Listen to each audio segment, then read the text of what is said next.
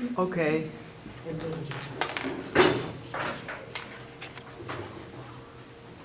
Who's starting?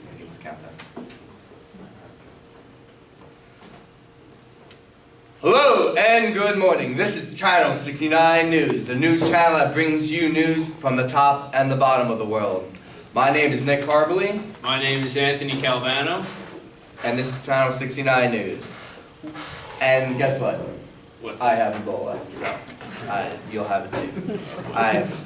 We all have nothing to fear but Ebola itself.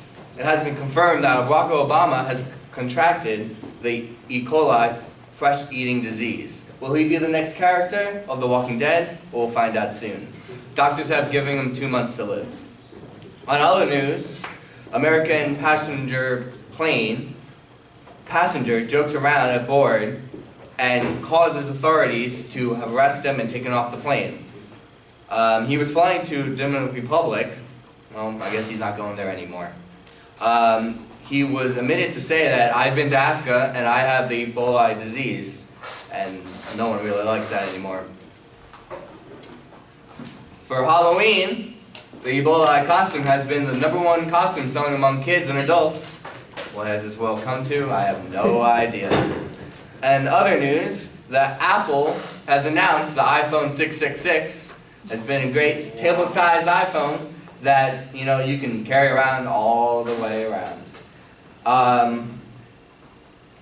Also, the Dalai Lama has given news to Selena Gomez to break up with Justin Bieber. I don't know how I feel about that. It'll be tough. Yeah. Other news, Kim Kardashian has planned not to spoil North, but that's only when South comes around. Harry Styles, fan fiction, gets 50 grades of Shea treatment, or more like 50 types of STDs, but we'll see about that. And here's the weather with Dan. Traffic, sorry. Alright, let's just get right through this. As you can see, we still have delays from this morning's commute. Over on Route 4, there was a man seen on the bridge protesting that we start using more tofu in the city where there are less animals. Now, whether or not we should do this is up to debate, but the way that he did it should be up to debate, because now he was seen wearing a tofu costume while on the bridge in the middle of the road. Unfortunately, he did not make it out there very far because local authorities actually chased him off the bridge with a bucket of soy sauce and a giant fork. We couldn't really get a picture of it because our viewers were quite embarrassed for him. We couldn't get our car out there. And if you do a Google search for this, you will have to burn your eyes out because the things that you will see, you cannot forget. Over down on the Garden State Parkway 144, there was an overturned tractor. Not a tractor trailer, but actually a tractor. A farmer thought it would be a good idea to jump the gap with his tractor and try and clear it. Now, I don't know if you guys know about physics, but the speed that a tractor would have to be going at that rate with a vehicle that large, it's not going to make it. We found out pretty recently that as soon as his front wheel left the ramp, he toppled over, blocked out 3 lanes completely. Again, we're looking around the Pulaski Skyway. Hit again. I found this one out recently when I was driving. Apparently it's been closed for a couple of months. If you're not really careful, you can find yourself driving on the bridge, hitting into potholes, construction vehicles, the workers, but it will save you 30 minutes on your commute. So I don't recommend you do it, but I recommend you guys try that out.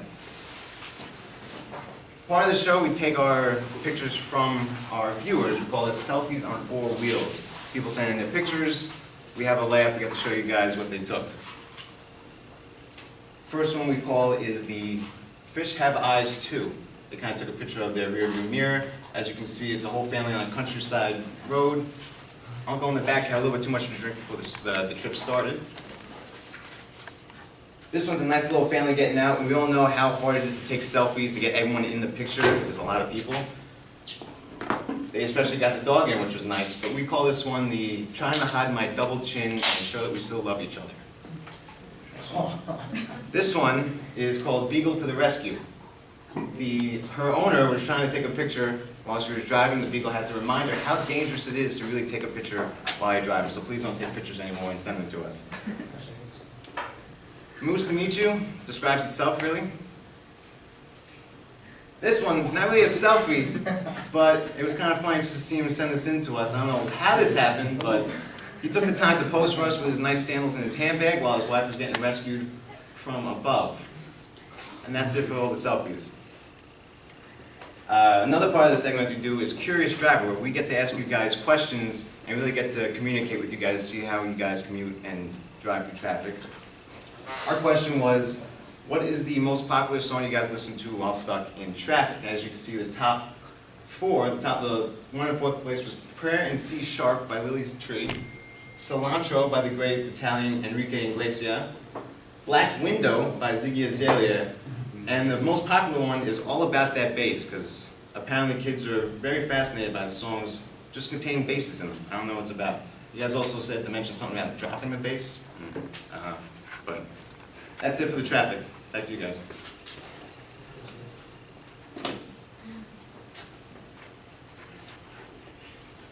Now it's a desperate chance to fill 24 hours of news. Here's some BS that's happening around the world today. We got some footage of some BS that just happened after 3 o'clock this afternoon. Our residents in a white neighborhood were shocked to see some stuff going on. They didn't really know. I went to my window and I was Here's like, whoa, there's some bullshit happening. That happened right over there. I'm an older man, so you can trust what I say. Authorities in special uniforms rushed to the scene to stand around while our cameras filmed them. Our reporter Keith Collins joins us. So wonderful.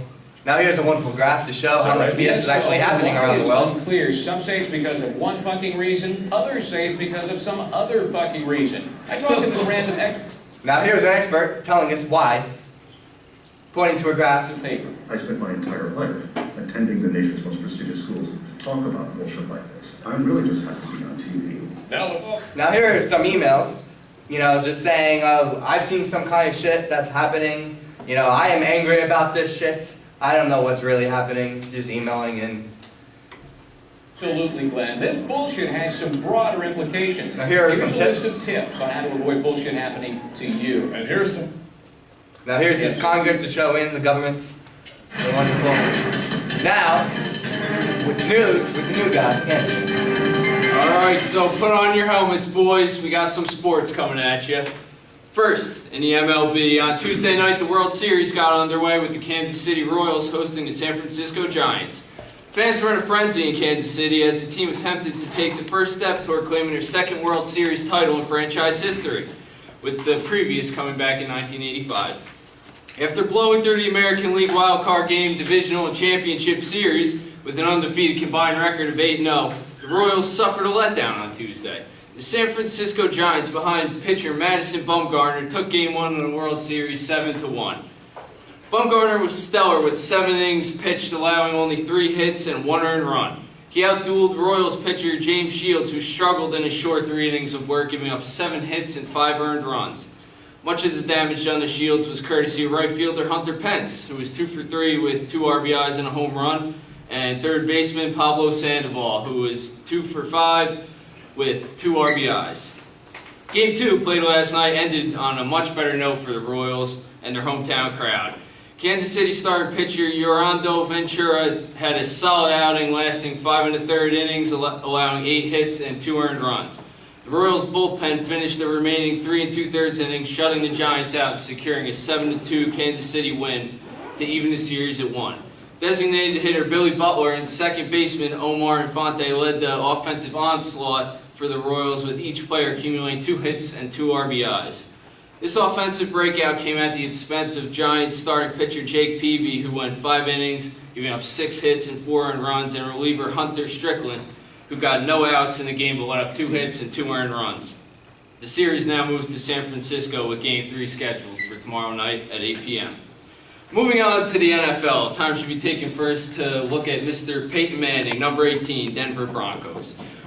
With his first 3 touchdown passes of the Broncos' 42-17 walloping of the 49ers last Sunday night, Peyton surpassed the previous mark of 508 touchdowns thrown by Brett Favre. Peyton ended the night with 4 touchdowns, bringing his career total to 510. Elsewhere in the NFL, the Dallas Cowboys continued their strong season after advancing to 6-1 with the 31-21 win over the New York Giants. With the Philadelphia Eagles still at 5-1 after not seeing any action this week because of a bye, the NFC East is shaping up to be much stronger than many thought when the season opened, with many analysts calling them the NFC least. On the other hand, the NFC South has been very disappointing thus far, and this week was no different. The Carolina Panthers, New Orleans Saints, and Atlanta Falcons all came into the season with high expectations, but all three teams have been struggling of late. The Panthers are now 3-3-1 after being handily beaten 38-17 at the hands of Aaron Rodgers and the Green Bay Packers. The Saints lost a closely contested 24-23 contest to the surprising Detroit Lions and are now 2-4 on the season. Lastly, the Falcons fell to 2-5 after the Baltimore Ravens continued their dominance over NFC South teams with a 29-7 win. After the game, Steve Smith of the Baltimore Ravens went as far to say that the NFC South is a quote-unquote finesse division. Put a skirt on them, boys. He may have a point, as the Ravens, known for a physical style of football, have beat the three NFC South teams they have played so far this season, the Panthers, Falcons, and Tampa Bay Bucks, by a combined score of 115-34. Ouch. Another team that has underwhelmed this season is defending Super Bowl champion Seattle Seahawks. The Hawks dropped to 500 on the season after accumulating their third loss in 6 games. The St. Louis Rams stunned the Seahawks with a 28-26 win, which included a couple of mischievous special teams plays that left the Seahawks scratching their heads. Speaking of the Seahawks, in a surprising mid-season move, the team dealt wide receiver Percy Harvin to the New York Jets for a conditional mid-round pick in this upcoming NFL draft. This comes just a year and a half after the Seahawks traded their first, third, and seventh round draft picks to the Minnesota Vikings for Harvin. Reports out of Seattle describe a broken relationship that has developed between Harvin and some of his ex-Seahawks teammates and coaches. Those deteriorating relationships, possibly caused by Harvin's frustration with his role on the team thus far this year, were enough for the Seahawks to decide to ship the wide receiver out of town. The Jets welcome Harvin to New York with open arms, as their passing offense, which is second to last in the NFL, averaging a measly 185 yards per game, has been nothing short of horrid this season. The team hopes that Harvin will allow starting quarterback Geno Smith to have more of an opportunity to stretch the field with deep passes, allowing big free agent acquisition Eric Decker to have more room underneath. But in reality, the Jets are 1-6. Their chances of going to the playoffs for the first time since 2010 are slim. This trade is too little, too late. On to the NHL. Tuesday night was the first installment of the Hudson River rivalry for the 2014-2015 season. The Devils hosting the New York Rangers at the Prudential Center. Early on, this game was all about the man advantage. Of the 7 goals scored in the game, the first 5 came on the power play. Chris Kreider of the Rangers opened up the scoring at the 7:34 mark of the first period after a tripping penalty on Jaromir Jagr. In a twist of fate, Jagr then netted his first goal of the season shortly after following a hooking penalty on none other than Mr. Chris Kreider. The game stayed tied at 1 until halfway through this. Anthony, I gotta stop you. I'm getting some breaking news for you. Okay. Oh my God, breaking news. A New York college teacher, a teacher at NJIT, is Channel 69's hero of the day. Carol Johnson saved a cat from a burning building. What a hero. Now here is a picture of that cat that she saved. We might not, yeah. So here is the weather with Dan. Alright, so if you can see the 5-day forecast. Yeah, you better do what we tell you. There's this guy full of strats, better grab an umbrella. I make it rain. I make it rain on them homes. I make it rain. Oh, this guy's pretty good, Dan. Your job's not all you like to right now. I make it rain. I make the rain and the snow. If I tell you a story, I'm not lying. Predict so well, you'd swear I'm a Mayan. Ladies love a weather. Dan, you got anything else to have? Nah, he took care of all of that. I think it's raining outside, right? Yeah, a little bit. Alright. So, coming tomorrow is news that no one cares about. I'm Nick. I'm Anthony. And this is Channel 69 News. Stay tuned for whatever show is next. And we're done.